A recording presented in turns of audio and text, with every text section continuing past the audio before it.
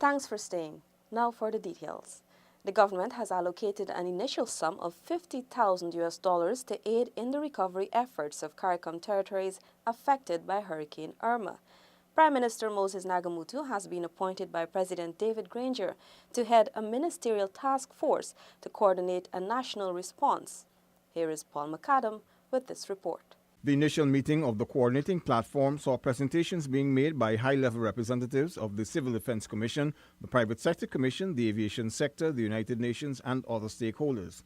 Closing the almost 2-hour-long meeting at the Private Sector Commission's office in Georgetown, Prime Minister Nagamutu, as head of the ministerial task force, stated that Ghana stands firmly in support of the Caribbean in times of disaster.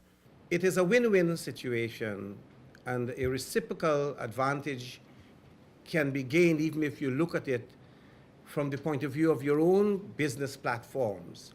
That if the Caribbean countries that are affected can be helped to stand again on their feet and to do business, Guyana stands to benefit because we are interlocked with the Caribbean. We have an interlocking interest. Their revival, their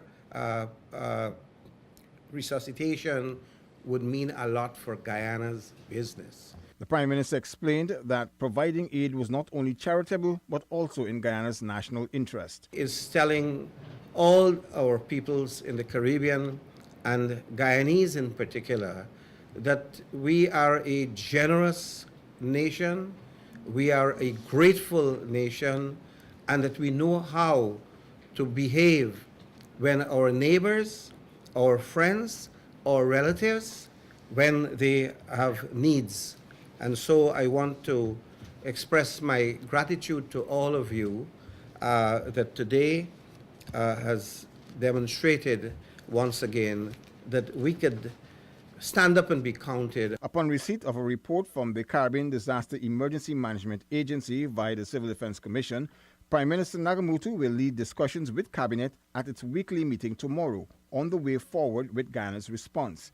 It is estimated that the region has suffered billions of dollars in losses, with more than 24 persons being killed as a result of the most powerful recorded storm to hit the region.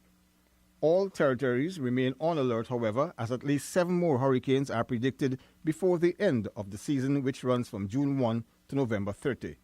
Government has already allocated an initial $50,000 to aid in the recovery efforts.